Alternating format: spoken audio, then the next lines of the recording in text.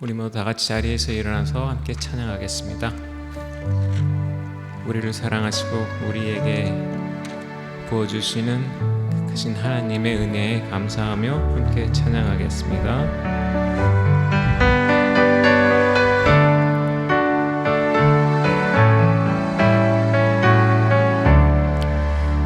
크신 하나님의 사랑 말로 다 영영 못하네.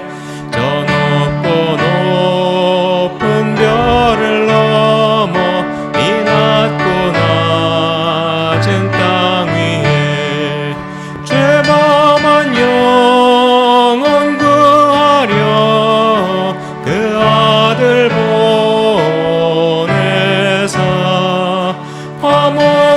화목제물 삼으시고 죄 용서하셨네.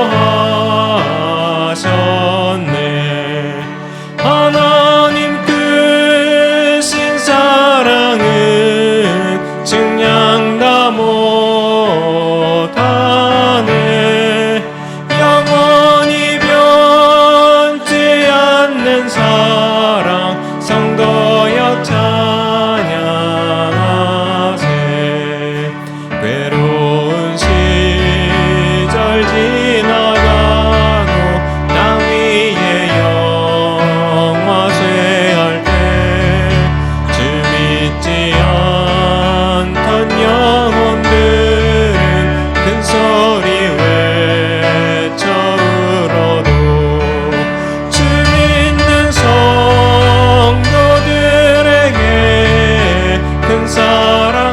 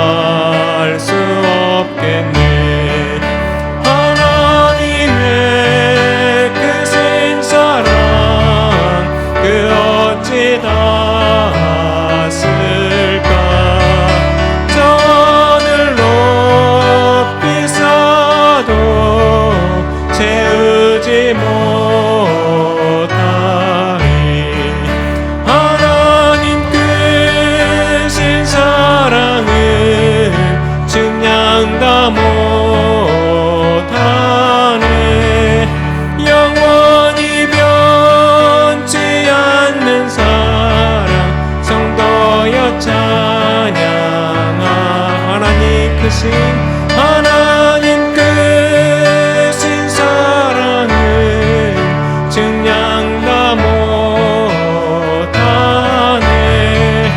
영원히 변치 않는 사랑 성도여 찬양하세.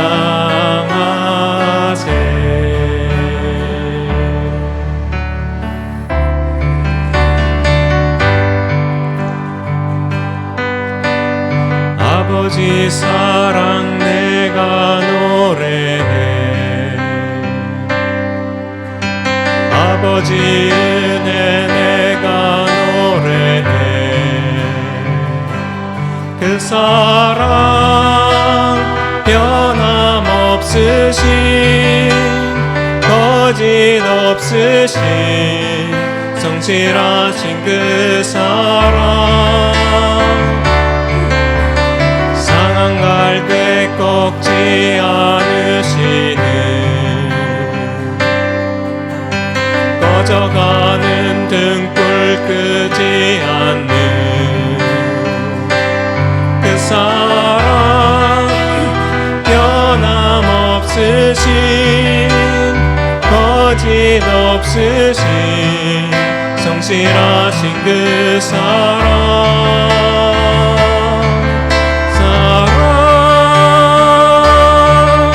그 사랑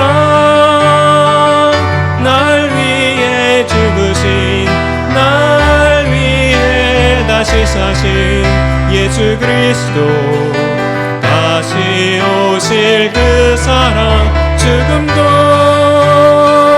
생명도 천사도 하늘의 어떤 권세도 끊을 수 없는 영원한 그 사랑 예수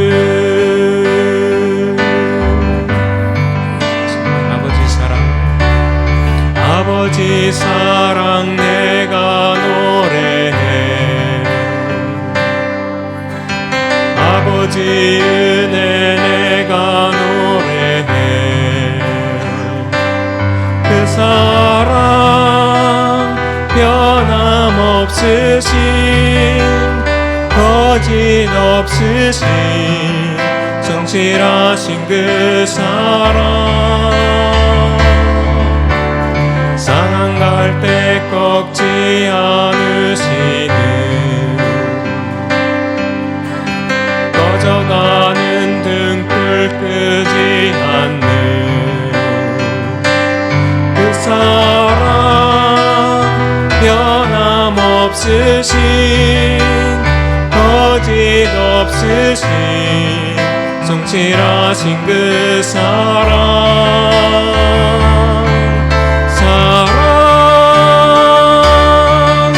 그 사랑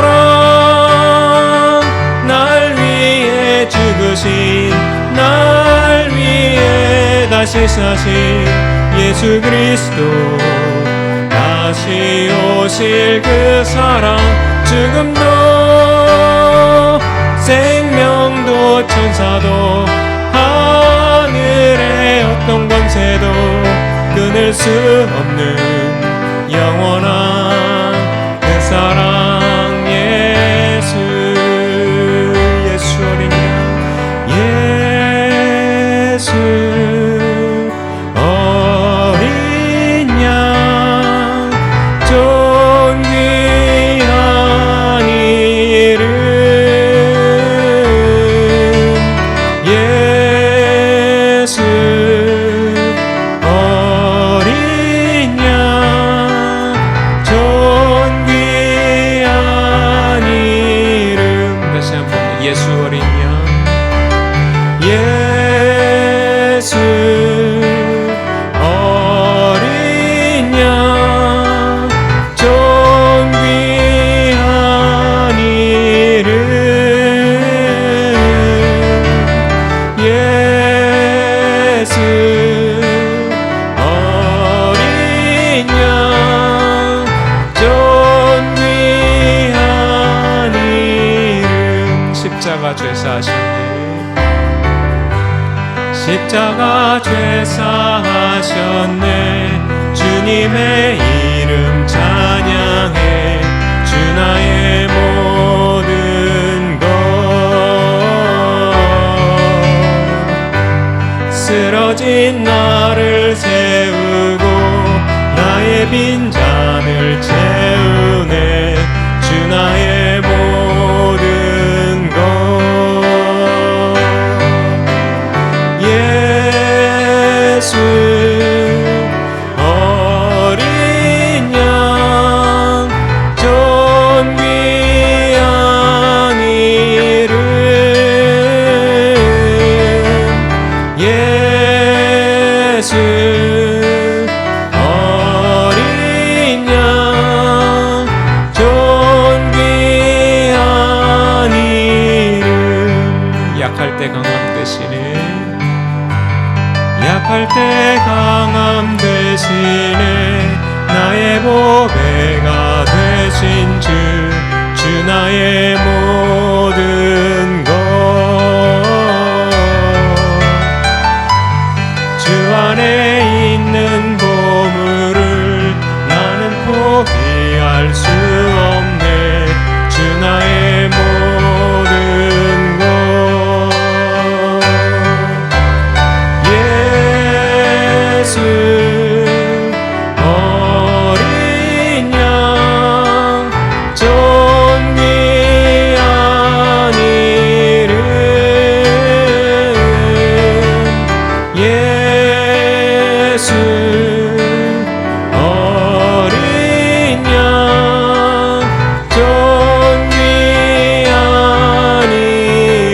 예수 어린 양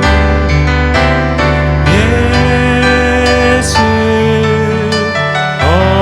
어린 양 존귀한 이름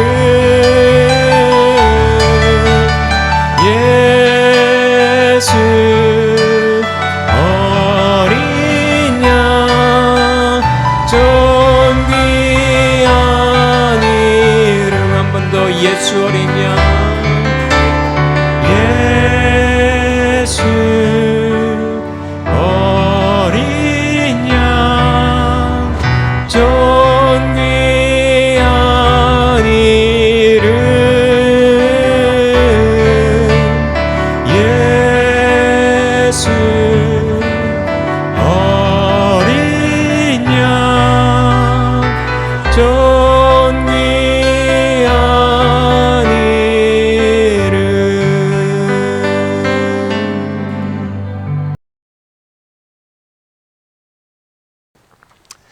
오늘도 여러분들 모두에게 하나님의 크신 은혜가 함께하기를 간절히 소망합니다. 우리가 계속해서 사도신경을 살펴보고 있었는데요, 예수님의 부활까지 우리가 살펴보았고, 그 위에 부활 생명을 가진 자의 삶에 대한 모습들을 우리가 2주간을 살펴보았습니다. 그리고 오늘 이제 계속해서 성자 예수님에 대한 고백, 성자 하나님, 성자 예수님에 대한 고백, 그 고백 중에서 하늘에 오르시어 전능하신 하나님 우편에 앉아 계시다가 라고 하는 고백입니다. 예수님께서 하늘에 오르시고 하나님 우편에 앉아 계신다라고 하는 모습. 자, 여러분들 예수님의 신분에 대한 모습을 2가지로 구분합니다. 하나는 낮아지심이고요, 하나는 높아지심입니다. 비천과 승귀라고도 표현하기도 합니다. 자, 낮아지심은 예수님의 성육신으로부터 시작되어집니다. 그래서 동정녀 마리아를 통해서 마구간에 탄생하시게 되고요, 그리고 이 땅 가운데서 육신의 제한된 모습 가운데 삶을 살아가시고, 또한 고난도 받으시고요, 십자가에 못 박혀 죽으시고 장사되기까지 하십니다. 이게 예수님의 낮아지심이에요. 성육신으로 시작해서 삶과 고난과 죽음과 무덤의 장사되심, 그리고 예수님의 높아지심에 대한 모습들이 나타납니다. 그것은 부활로부터 시작이 됩니다.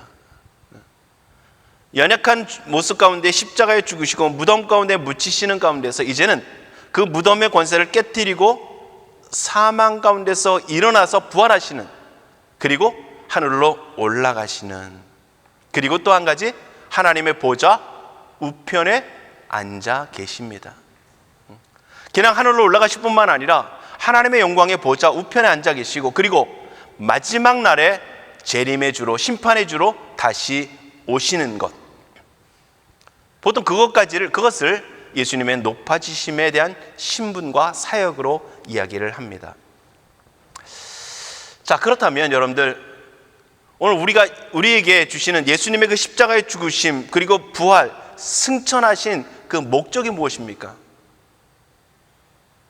우리가 예수님의 십자가의 죽음과 예수님의 그 부활을 분명히 우리에게 구원을 주시기 위한, 우리를 천국 백성 삼으시기 위한 예수 그리스도의 희생이라고 하는 것을 우리는 끊임없이 얘기해왔습니다.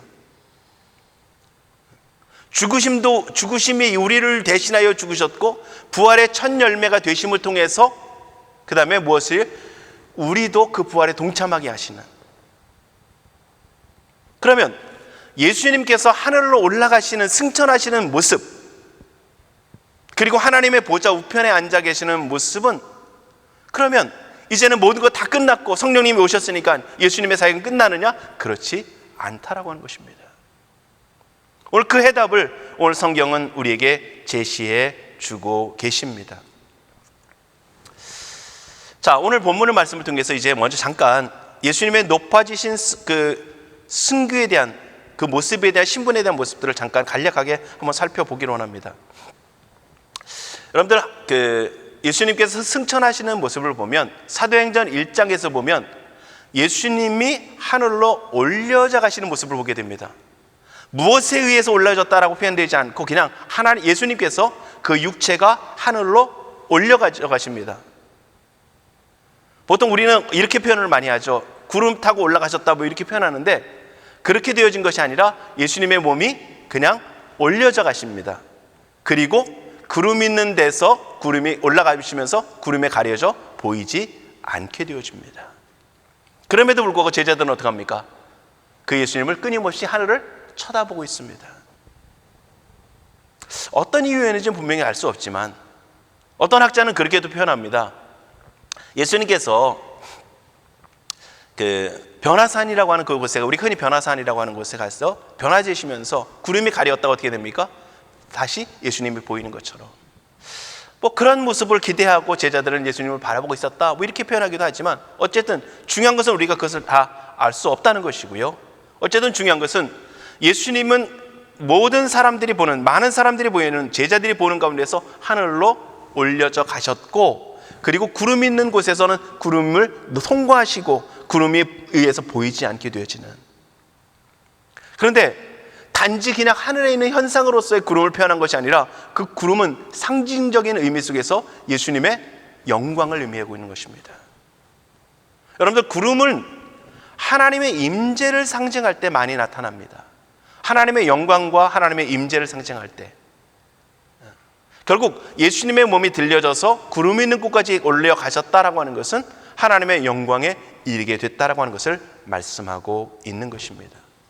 또한 히브리서 8장과 12장에 가서 보면은요, 예수님께서 지극히 높으시고 크신 하나님의 보좌 우편에 계신다 이렇게 말씀합니다. 지극히 크고 높으신 하나님의 보좌 우편에 계시는 예수 그리스도,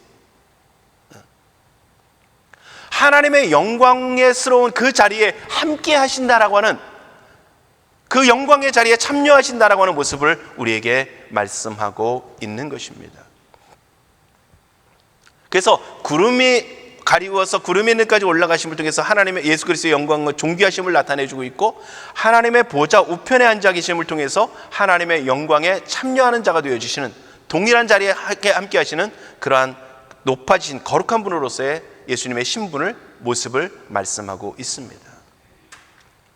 자, 그렇다면 그냥 예수님께서 그 자리에 계시다, 예수님만 높아지셨다 라고 하는 것이 아니라 여기에는 우리에게 굉장히 큰 의미를 우리에게 주고 있습니다. 하나는 교훈적인 의미입니다. 교훈적인 의미. 무슨 의미냐? 자, 보세요, 여러분들. 우리가 예수님께서 높아지셨다 하고 있는 얘기하지만, 예수님의 높아지심은 높아지신 것이 아니라 원래 자리로 돌아가신 겁니다. 첫 번째 우리가 기억할 것은요, 바로 그겁니다. 예수님께서 무엇인가를 이 땅에서 했기 때문에 높아지신 게 아니라 사실은 예수님은 원래의 자리로 돌아가신 거예요. 그러니까 무슨 얘기를 하고 있냐면, 예수님이 계셔야 될 그 영광의 자리가 그 자리였다라고 하는 것을 얘기하고 있습니다.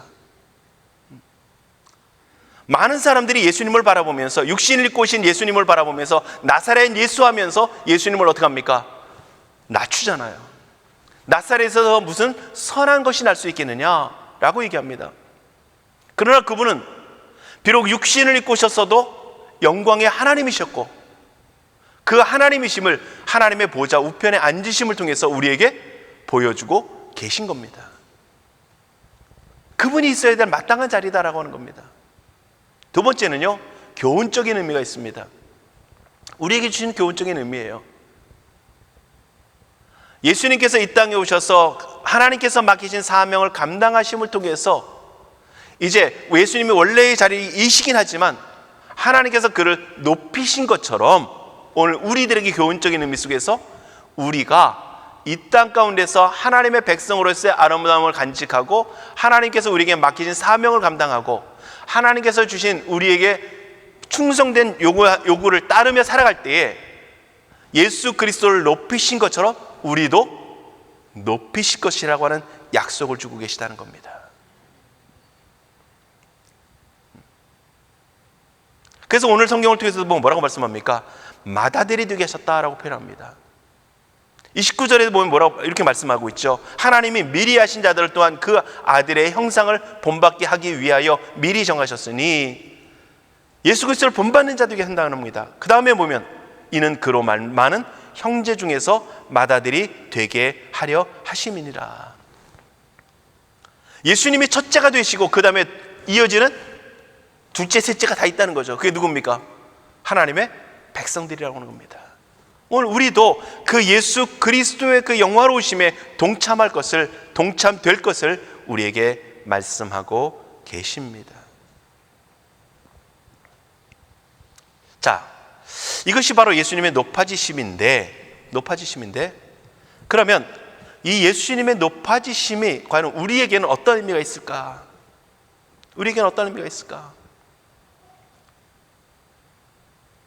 예수님은 그곳에서 놀라운 사역을 아직도 감당하고 계시는데 그 사역을 통해서 오늘 우리가 좀 살펴보기를 원합니다.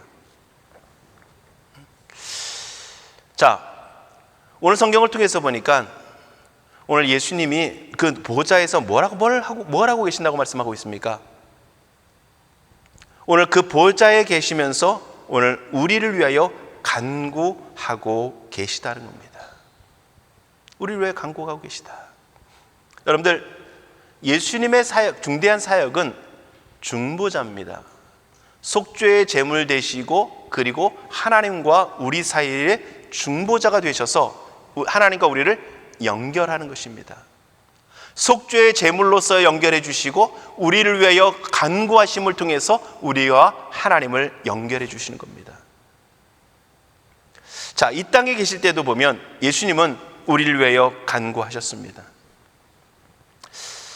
한번 성경 한 말씀을 한번 보겠습니다. 누가복음 22장 이 31절 32절 말씀을 보면요, 이렇게 고백을 합니다. 시몬아 시몬아 보라, 사탄이 너희를 밀가부르듯 하려고 요구하였으나 그러나 내가 너를 위하여 내 믿음이 떨어지지 않기를 기도하였노니 너는 돌이킨 후에 내 형제를 굳게 하라 라고 말씀합니다. 무엇을 위해 기도하셨다고요? 사단이 끊임없이 공격해오고 우리를 흔들어 놓지만 그러나 믿음이 떨어지지 않기를 기도하였다는 것입니다. 여러분들, 우리가 잘 아는 것처럼 시몬이 누굽니까? 베드로죠. 베드로가 예수님을 3번 부인합니다. 사단이 밀가루도 까부르듯 흔들어 놓아서 그의 모습이, 그의 믿음이 연약해졌다는 겁니다. 그러나 그가 온전할 수 있었던 이유는 뭐겠습니까? 그 자신 안에 있던 것이 아니라 누구의? 예수님의 중보 역할 때문이라는 겁니다. 예수님께서 그들을 위해 기도하시는 그 기도의 능력을 힘입어서, 그 기도의 은혜를 힘입어서 그가 연약함 속에서 벗어날 수 있었고 그가 온전해질 수 있었다라고 하는 것입니다.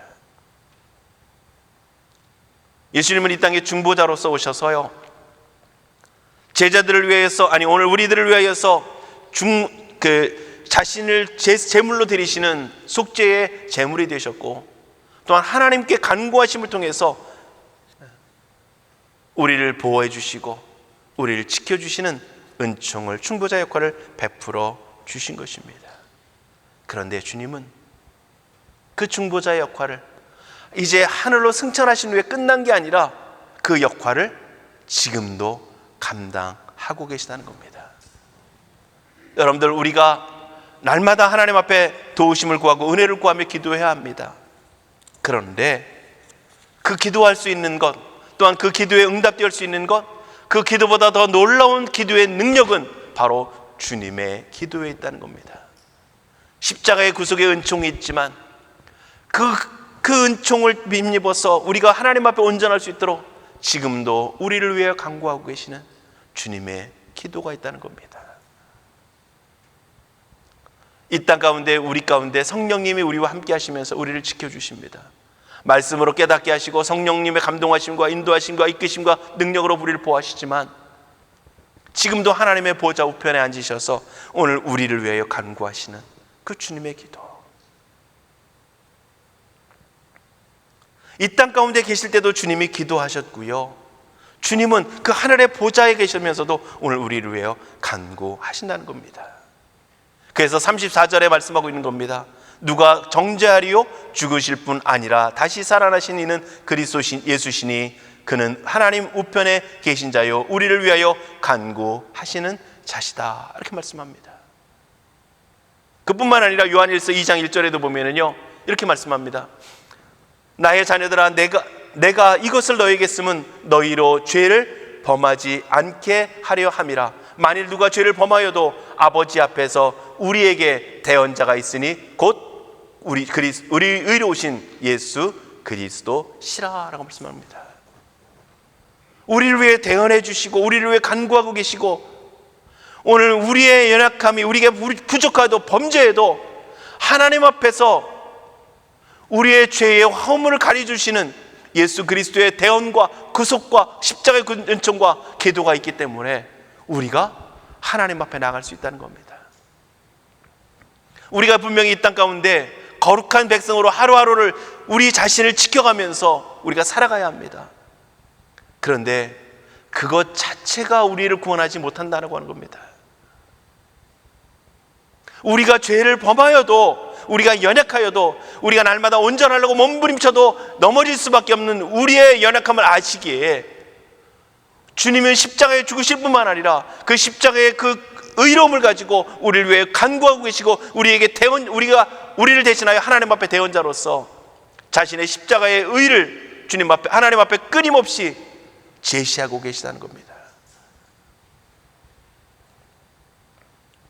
여러분들, 주님의 기도와 우리의 기도가 비교가 되겠습니까?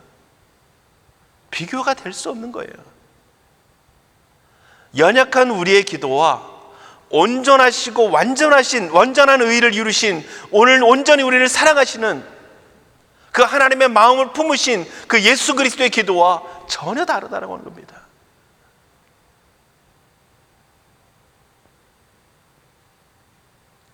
우리가 그런 얘기를 하죠. 부모의 사랑과 자식의 사랑은 다르다고요. 아무리 자식이 부모를 사랑해도 부모가 자식을 향한 마음과는 비교할 수 없는 겁니다.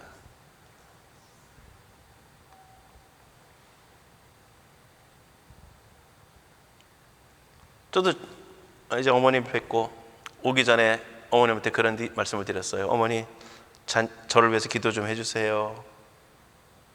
제가 일부러 그랬어요. 기도를 하시는데 참 안타까웠어요. 안타까운 게 뭐냐면 한 말씀 또 하시고 한 말씀 또 하시고, 근데 그 속에서 뭐가 느껴지냐면 떠내보내는 자식을 향한 어머니의 사랑을 느끼는 거예요.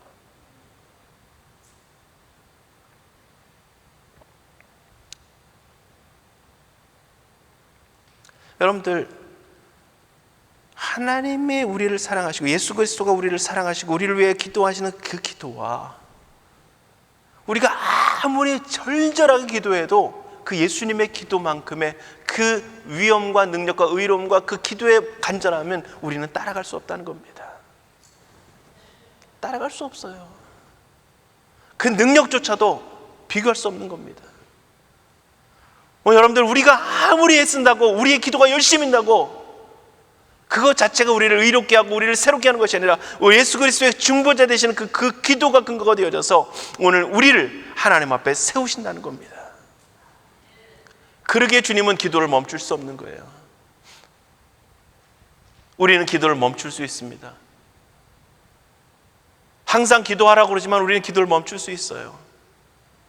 그러나 주님은 끊임없이 하나님 앞에 우리를 위해 중보자로서 기도하시는, 여러분 보세요. 그 기도가 얼마나 효력이 있고 얼마나 능력이 있는지 오늘 성경은 우리에게 말씀해 줍니다. 자, 오늘 성경도 보지만 앞에도 보시면 30절에 보면 뭐라고 말씀합니까? 30절 다음이요. 30절 보시면 또 미리 정하신 그들을 부르시고 택하신 그들을 하나님 부르셨다라고 말씀합니다. 예수 그리스도의 십자가의 근거가 되어서, 그리고 그 부르신 이들을 의롭다 하시고 의롭다 하신 이들을 영화롭게 하신다라고 말씀합니다. 여러분들, 이 말씀이 뭡니까? 점점 그 발전되어져가는, 더 높아지는 모습을 얘기해 주고 있습니다. 부르시고 의롭다 하시고 또한 하나님의 영광에 참여하게 하시는, 영화롭게 하시는 그 자리로 우리를 이끄시고 계시다라고 하는 겁니다. 무엇이 증거가 되어서요? 예수 그리스도의 십자가의 구속과 예수 그리스도의 그 희생과 예수 그리스도의 간구가 근거가 되어지고 있다라고 하는 것입니다. 그뿐입니까? 31절에 보면 뭐라고 말씀합니까? 만일 하나님이 우리를 위하시면 누가 우리를 대적하리요. 여러분들, 끊임없이 사단이 우리를 공격하지만 대적하리요라고 하는 것은 무슨 얘기입니까? 우리를 싸워서 우리를 뺏어갈 수가 없다라고 하는 겁니다. 여러분들, 사단이 끊임없이 우리를 공격해오지만 우리를 대적해서 넘어뜨릴 수 없고 우리를 뺏어갈 수 없다라고 하는 것입니다. 왜? 그 예수 그리스도의 십자가의 은총이, 또한 하나님이 우리를 위하시고 계시기 때문에 우리가 넘어지지 않고 오늘 우리가 하나님의 나라에 들어갈 수 있는 근거는 우리의 온전함과 우리의 애씀이 아닌 바로 하나님이 우리를 위하시고 하나님은 우리를 붙들고 계시기 때문입니다. 또한 32절에 우리가 너무도 잘 아는 말씀이 있죠. 자기 아들을 아끼지 아니하시고 우리 모든 사람을 위하여 내주시니가 어찌 그 아들과 함께 모든 것을 우리에게 주시지 아니하겠느냐. 아들도 주셨고 또 모든 것을, 귀한 것들을 우리에게 주시겠다 약속하고 계신 것입니다. 또한 33절에 보면은요, 하나님께서 택하시고 그 다음에 택하신 자들을 누가 고발하리요? 의롭다 하신 이는 하나님이시니 누가 정죄하리요? 라고 말씀합니다. 하나님이 택하셨기에 의롭다 하신 자들을 고발하거나 정죄할 자가 없다라고 말씀합니다. 자, 그 다음에 34절에 보면요, 누가 정죄하리요? 죽으실 뿐만 아니라 다시 살아나신 이는 그리스도시니 예수시니 그는 하나님 우편에 계신 자요 우리를 위하여 간구하시는 자신이라 라고 말씀합니다. 그리고 뭐라고 말씀합니까? 35절에 결론을 내리죠. 누가 우리를 그리스도의 사랑에서 끊으리요? 환난이나 곤고나 박해나 기근이나 적신이나 위험이나 칼이랴. 여러분들, 우리가 분명히 때로는 우리가 참고 인내하라고 말씀합니다. 성경은 끊임없이 우리에게 요구합니다. 환난과 고난이 너에게 있을 것이다. 서신서 보세요. 계속해서 교회를 향한 말씀이 계속 그렇습니다.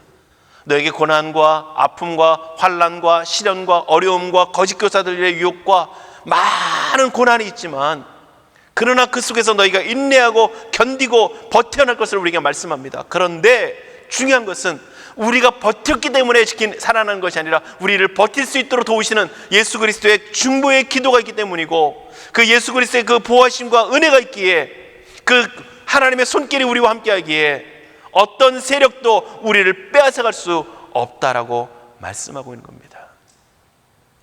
하나님의 그 사랑에서 끊어낼 사람이 없다는 것, 존재가 없다는 겁니다.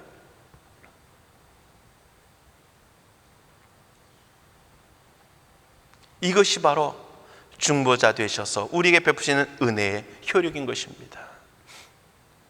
다 자세히 설명을 드리지 않았지만 오늘 여러분들, 오늘 우리를 영화롭게 하신 그 하나님의 은혜가 바로 중보자 되신 예수 그리스도 통해서 나타났고, 영화롭게 하실 뿐만 아니라 우리를 모든 것을 지키시고 보호하시고 이끄시고 우리를 책임져 주시는 그 하나님의 은혜가 바로 중보자 되시는 예수 그리스도의 그 사역을 통해서 이루어졌다는 것입니다.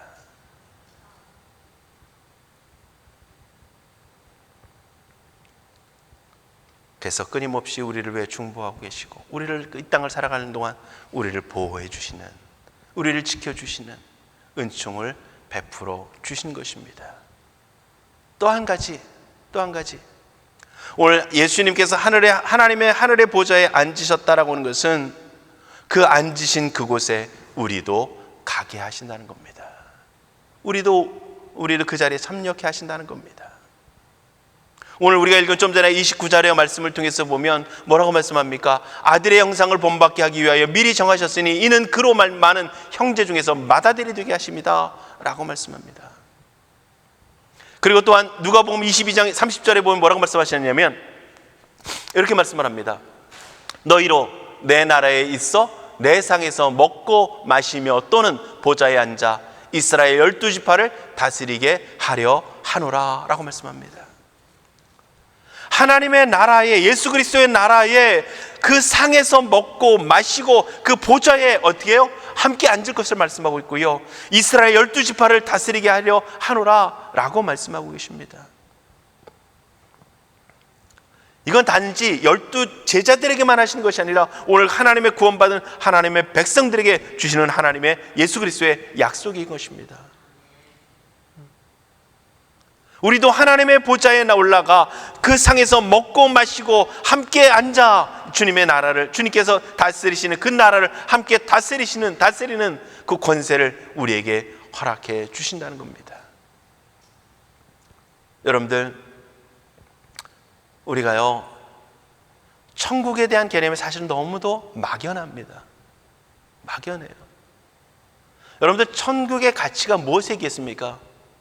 저는 어려서부터 계속 들었던 천국에 대한 개념이 뭐냐면, 그 옛날에 그런 찬양도 있어요. 황금색 하늘나라 예수님이 주신 것, 뭐 이런 찬양 혹시 아세요? 여러분들 표정을 보니까 잘 모르시는 것 같은데, 하늘나라만 하면 옛날에 들었던 얘기는 뭐냐면요, 황금 보석이 쫙 깔려있고 순금으로 지은 집과 황금 면류관. 근데 여러분들, 그 형태가 중요한 것처럼 우리는 계속 들어봤어요. 그런데 황금이라는 것은 무슨 얘기를 의미하고 있겠습니까? 황금이라는 것은 우리가 말하고 있는 그 이 땅 가운데에서 말하는 보석을 의미하는 것이 아니라 그 순결함과 온전함을 얘기하고 있는 겁니다. 면류관이라고 하는 것은 우리에게 주시는 그 영화로움을 얘기하고 있는 겁니다. 그런 얘기 여러분들 많이 들으셨죠? 저는 굉장히 많이 들었는데, 황금 면류관 쓸 거냐, 개털번거지 쓸 것이냐, 혹시 들어보셨어요? 옛날에 부흥회하면 굉장히 많이 얘기했어요. 여러분들, 천국에 개털번거지가 어디 있겠습니까? 천국에서는 누구나 할 것이지 하나님의 영화로움에 함께 참여하는 겁니다. 단지 이 땅 가운데서 상급이 어떤 것이라고 우리가 할 수 없지만, 상급은 차이는 있다고 분명히 말씀하고 있지만, 그러나 그게 높이나 어떤 차별은 분명히 아닌 것입니다. 중요한 것은 그 하나님의 나라 속에서의 그 존귀함은 우리 자체 안에, 우리 자체를 그 순결하고 거룩하고 영화롭게 하시는 그 존귀의 신분에 있다라고 하는 겁니다. 여러분들, 왕과, 죄송합니다, 거지가 다른 게 뭐겠습니까? 다른 게 돈 많은 것, 권세 있는 것, 그 근거는 뭐겠습니까? 왕이라고 하는 신분에 있는 겁니다. 왕이라고 하는 신분. 오늘 여러분들, 우리에게 있어서 중요한 것은요, 얼마만큼 많은 것을 누리냐가 아니라 우리에게 주신 예수 그리스도를 말미암는 그 신분이 뭐냐는 겁니다. 우리에게 주신 신분이 뭡니까? 하나님의 자녀가 되는 권세를 주셨다라고 말씀합니다. 여러분들은 우리가 이 땅을 살아가지만 오늘 우리에게는 연약하던 육체를 있든 어떤 모습 가운데 있든 우리는 하나님의 자녀가 되는 그 권세를 받은 우리들이라고 하는 겁니다. 천국에 들어가는 것, 그것이 얼마나 아름다운 것이냐가 아니라 그 아름다움은 분명히 비교할 수 없을 것입니다. 그런데 더 중요한 것은 그 천국에 들어가서 하나님의 거룩한 백성으로, 하나님의 거룩한 자녀로 왕의 권세를 누리는 하나님의 자녀로 살아간다라고 하는 거예요. 그렇다면 여러분들, 이 땅 가운데서도 역시 우리는 하나님의 자녀의 권세를 가지고 살아간다는 겁니다. 사람들은 존귀함의 가치를 이렇게 얘기할 것입니다. 얼마나 좋은 집에 살고, 얼마나 많은 것을 누리고, 얼마나 남들이 하지 못하는 특별한 것들을 얼마나 많이 하고 있느냐라고 하는 겁니다. 그래서 사람들은 물질을 가지고 평가하려고 하고 있고요, 외모를 가지고 평가하려고 하고 있고요, 또한 그들이 사는 삶의 환경을 가지고, 그들을 평가하려고 하는 것입니다. 그러나 오늘 우리에게 있어서는 우리에게 예수 그리스도로 말미암아 주시는 우리가 사망의 권세가 아닌 생명의 권세가 우리에게 주어졌고 오늘 하나님의 자녀가 되는 권세를 우리에게 허락하셨다는 겁니다. 여러분들,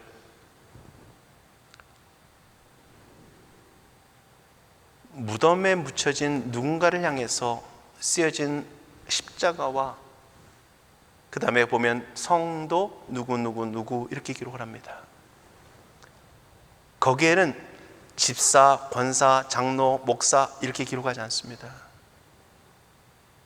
물론 그렇게 쓰는 분도 있겠지만 우리에게 있어서 가장 아름다운 이름은 바로 성도라고 하는 겁니다. 여러분들, 성도가 뭡니까?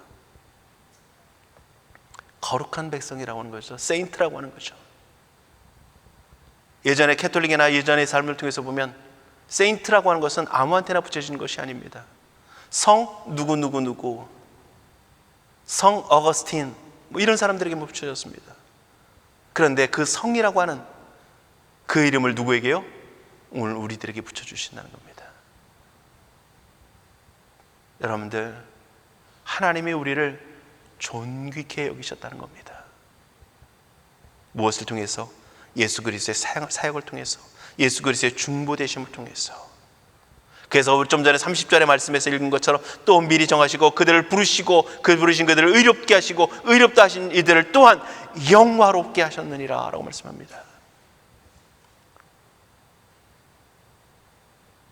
여러분들, 다시 표현하면요, 주님이 우리를 영화롭게, 존귀하게, 가치 있게 이 세상의 어떤 것보다도 소중한 존재로 만드시기 위해서 주님이 십자가를 지셨고 주님이 지금도 우리를 위하여 간구하고 기도하고 계시다는 겁니다.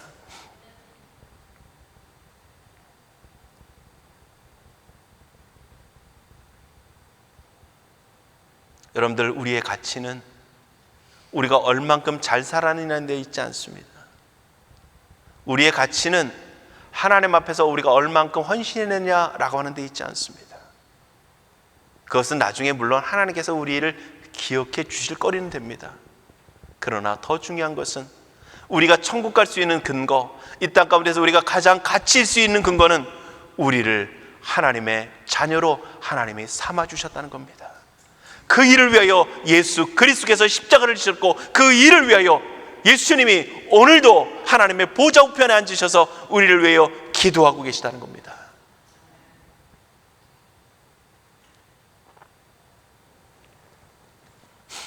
여러분들, 오늘 우리는 그 가치를 이 땅 가운데 살아가는 동안 우리는 다 알 수 없습니다. 고린도전서 13장에 보면 이런 고백을 하죠. 지금은 우리가 거울로 보는 것 같이 희미하나 그때에는 얼굴과 얼굴을 대하여 볼 것이요, 지금은 내가 부분적으로 하나 그때는 주께서 나를 아신 것 같이 내가 온전히 알리라. 우리가 지금은 거울이 어떻습니까? 거울이 참 우리의 모든 것들 다 온전히 비춰주잖아요. 이 당시에 거울은 어떤 모습이겠습니까? 청동 거울이죠. 그러니까 잘 안 보여요. 울퉁불퉁합니다. 오늘 이 땅 가운데서 우리는 우리의 존귀함을, 하나님의 영화로움을 우리가 다 알지 못합니다. 그저 조금 성령에 깨닫게 하시고 감동하시고 알게 하심을 따라 조금 느끼는 거예요. 그걸 근데 여러분들, 우리가 아는 만큼 우리는 이 땅을 가치 있게 살아갈 수 있게 되어집니다. 여러분들, 우리가 예배를 가장 존귀하게 여길 수 있는 근거는요, 하나님의 사랑이 어떤 것임을 알고 하나님의 사랑으로 말미암아 우리가 어떤 존귀한 존재가 되었는지를 알게 되어질 때 하나님을 참되게, 신실하게, 온전하게 예배할 수 있게 되어집니다. 성도됨의 가치는, 성도됨의 존귀함의 능력은 참된 하나님을 향한 온전한 충성과 헌신은요, 예수 그리스도로 말미암는 우리의 존재의 가치가 얼마나 존귀케 되었는지를 알 때입니다. 예수님만 높아지시고 높은 곳에 계시고 이제는 예수님이 그곳에 계신다라고 하는 그것을 끝나면 안 됩니다. 그 예수님처럼 우리도 예수님이 존귀케 하셨고 그 존귀케 함이 끝까지 유지될 수 있도록 우리를 위해 기도하고 계시고 우리를 또한 보호하시고 지키시고 인도하고 계시다라고 하는 그 사실을 우리가 분명히 기억해야 할 것입니다. 여러분들, 예수님은 우리를 존귀케 만드시기 위하여 십자가를 지셨고요, 예수님은 우리를 존귀케 하시기 위하여서 부활하셨고요, 생명을 가진 자로 살게 하기 위해서 예수님은 부활하셨고요, 또한 하나님의 보좌의 우편에 앉으심도, 오늘 그곳에서 우리를 위하여 중보하며 기도하심도 우리를 존귀케 하기 위함이라는 것입니다. 낮아지심만이 아니라 높아지심도 오늘 우리를 위해 존귀케 하시려고 하는 것입니다.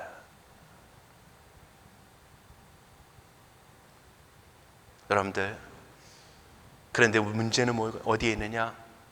우리가 우리를 스스로 높이려고 하는 데 있다는 겁니다. 우리가 스스로 높이는 것이 아니라 주의 은혜가 우리를 존귀케 만드는 겁니다. 제가 이번에 총회에 가서 제 자신의 연약함을 한 가지 본 게 있습니다. 총회에 가니까 제 기수가 결코 이렇게 낮지가 않더라고요. 그러니까 물론 제 선배님들도 계시지만 중간 이상은 되더라고요. 참 총회 가면 재미가 없어요. 회의하는 거니까 재미가 아무것도 없습니다. 전 참 재미없어요. 예전에도 몇 번 갔는데 총회 갔을 때 그냥 재미도 없고 그냥 하는 내용들을 보면 참 어떻게 보면 답답하기도 하고, 그래서 그냥 옛날에는 그냥 그런가 보다 하고 이렇게 지나갔어요. 그래서 나서고 싶은 마음이 전혀 없었습니다. 근데 이번에 가서는 제 마음에 어떤 변화가 있었느냐, 얘기하는 걸 보면서 답답함을 느끼면서 나가서 한마디 하고 싶은 마음이 드는 거예요. 나가서 한마디 하고 싶은. 결국 무슨 얘기입니까? 듣기보다는 말하고 싶고 나가서 설득시키고 싶고 나가서 뭔가 가르치려고 하는 마음이 내 안에 일어나고 있다고 하는 거예요. 물론 일반적인 세상적인 말로 말하면 짬밥이 됐다는 얘기죠. 그런데 다른 말로 표현하면요, 신앙적인 의미 속에서 보면 나를 드러내고 싶은 마음이 내 안에 있구나. 나를 드러내고 싶은 마음이 내 안에 있구나. 그래서 그걸 느끼는 순간 꽉 참았어요. 어떤 목사님이 그러더라고요. 나는 오늘 처음 얘기합니다. 나도 처음으로 얘기할까? 하다가 꽉 참았어요.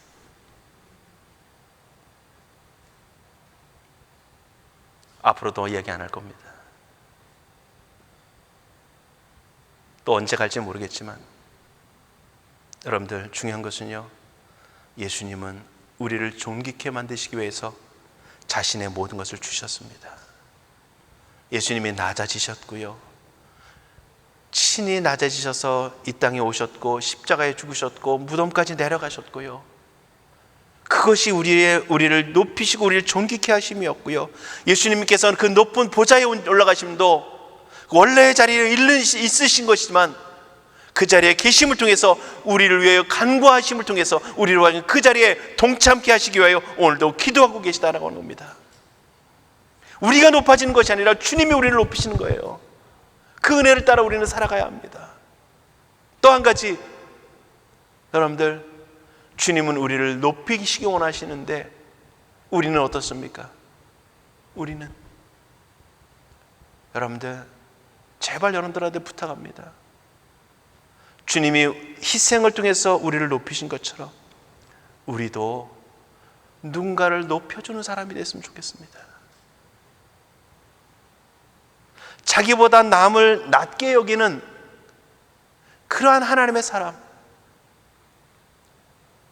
내가 희생되어짐을 통해서, 나의 낮아짐을 통해서 오늘 누군가를 세워줄 수 있는 사람, 그러면 우리는 때로는 짓밟히는 것 같지만 주님은 우리를 귀하다 여기실 것입니다. 누군가에게 세상 가운데서 천대받는 것 같지만 인정받지 못하는 것 같지만 주님은 그 영광의 보좌에 계시면서 오늘 우리를 위해 간구하시는 주님은 우리를 귀하다 여기실 것입니다. 내가 너를 기억한다, 내가 너를 안다라고 말씀하실 겁니다.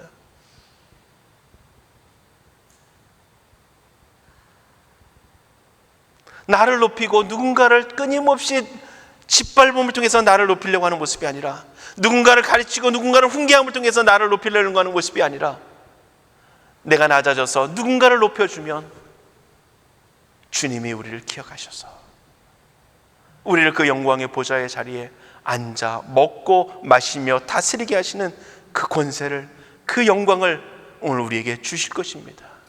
또한 여러분들, 우리가 이 땅 가운데 짓밟혀도 우리 안에 나는 그리스도의 사람이라고 하는, 나는 하나님의 사람이라고 하는, 나는 하나님의 영광과 은혜를 입은 하나님의 사람이라고 하는 이 가치가, 이 존귀함이 오늘 우리 안에 있다면요, 우리가 이 땅 가운데서 어떤 멸시와 천대를 받는다 할지라도 우리는 작아지지 않을 것입니다.